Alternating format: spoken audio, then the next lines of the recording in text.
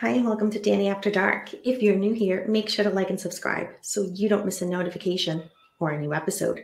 Tonight, I'll be featuring a case that is still to this day very controversial. People seem so divided. Is he guilty or is he innocent? In that case, is Scott Peterson. So let's go ahead and find out more. Let's go ahead and dive on in. Scott Lee Peterson was born on October 24th, 1972 in San Diego, California. Scott's father worked for a trucking company and later owned a packaging business. Scott's mother was the owner of a shop in Modesto, California called The Put On. Scott went to the University of San Diego High School, and during that time, he worked as a caddy at a local golf course and participated on the high school's golf team. Scott later went on to attend Cal Poly for college, and he worked while he was in school.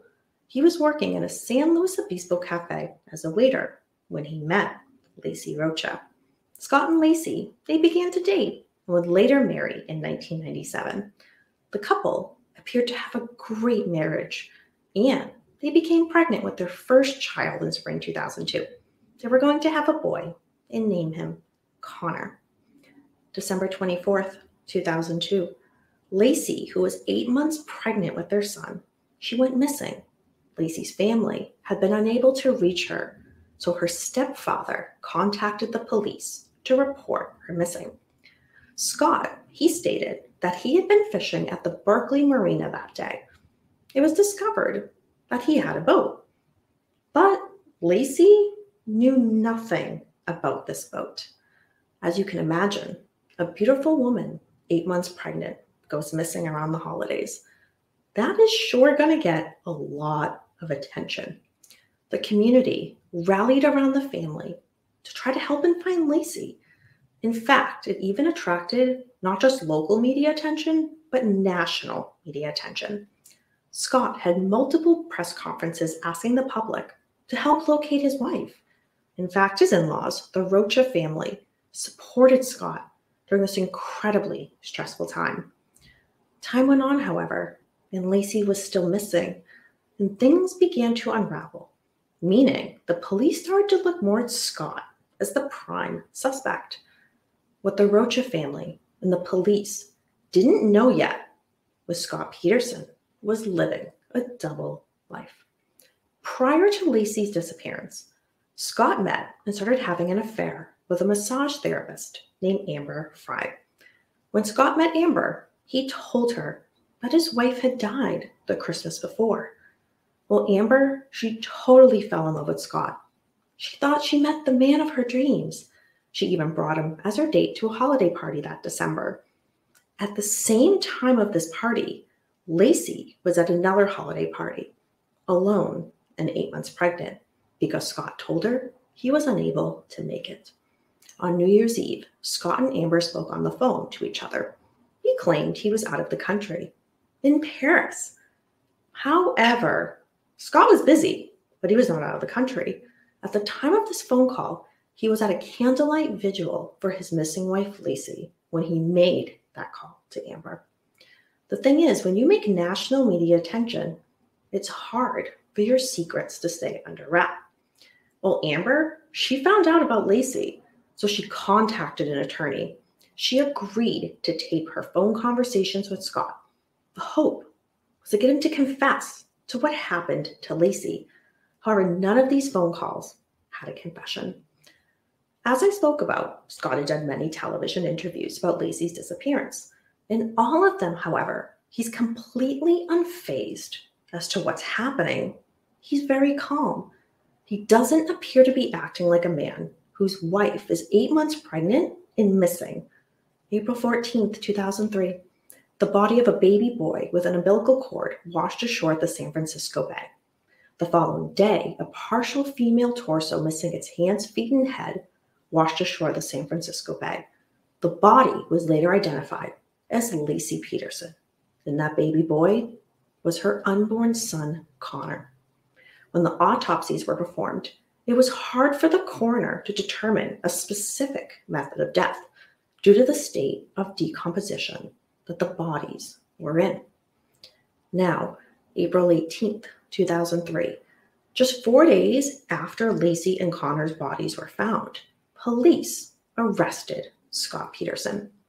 At the time of the arrest, Scott, he had dyed his hair in goatee blonde, and he was in possession of a lot of things, approximately $15,000 in cash, 4 cell phones, multiple credit cards belonging to various members of his family, a lot of camping equipment, including knives, tools for warming food, tents, and a water purifier. He had a dozen pair of shoes, several changes of clothing, a double-edged dagger, a MapQuest map to Amber's workplace, a shovel, rope, 24 blister packs of sleeping pills, Viagra, and his brother's driver's license.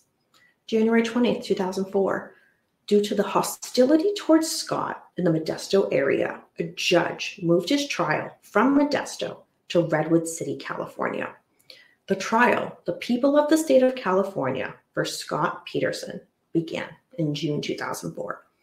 The lead prosecutor was Rick DeStasso, and the defense was Mark Garagos. Prosecution witness Amber Frye hired her own attorney, Gloria Allred, to protect her from the news media. Very smart move.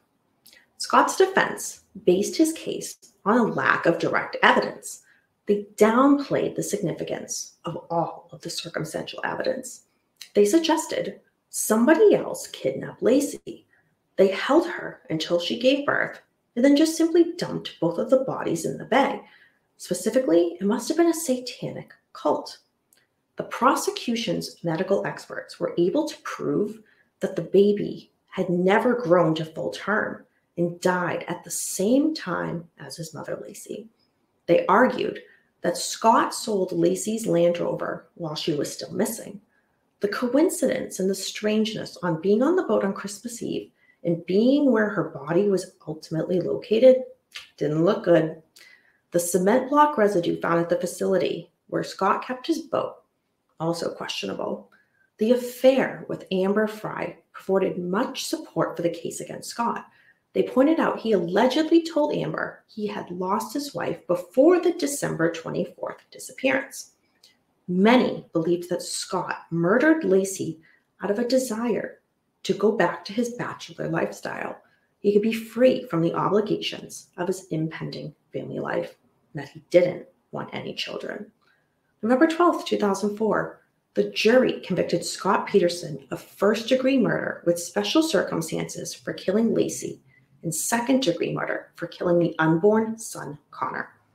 November 30th, 2004, the penalty phase of the trial began, and it concluded on December 13th, 2004, when the jury recommended the death sentence for Scott Peterson.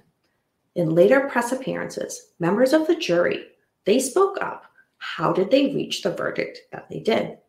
They stated they felt Scott's demeanor, his lack of emotion, and the phone calls to Amber Frye in the days following Lacey's disappearance indicated that he was guilty. They based their verdict on hundreds of small pieces of circumstantial evidence that came out during the trial, from the location of Lacey's body to the many, many lies Scott told after her disappearance. November 16th, 2005, Judge Alfred DeLucci formally sentenced Scott Peterson to death. He called the murder of his wife Lacey, quote, cruel, uncaring, heartless, and callous, end quote. The method of execution was going to be lethal injection. He also denied the defense's request for a new trial, which is based on evidence of a juror misconduct and media influence, and he ordered Scott Peterson to pay $10,000 towards his wife's funeral. March 17th, 2005, Scott arrived at San Quentin State Prison. Most recently, October 2022, Scott Peterson was moved off of death row. The decision came more than 2 years after the California Supreme Court overturned his death sentence. To this day, Scott receives large amounts of fan mail and wedding proposals while in prison. That is the case of Scott Peterson. Thank you for sticking around for another episode of Daily After Dark. Do you have any questions or comments on this case? Where do you stand in this? Do you think he was guilty? Or Was he innocent? Leave a comment down below. Let's be interactive. Do you have any suggestions for a case that you'd like me to cover? Well, leave it down below. You may see it featured in an upcoming episode. Until next time, remember, we don't live in darkness. Darkness lives in us.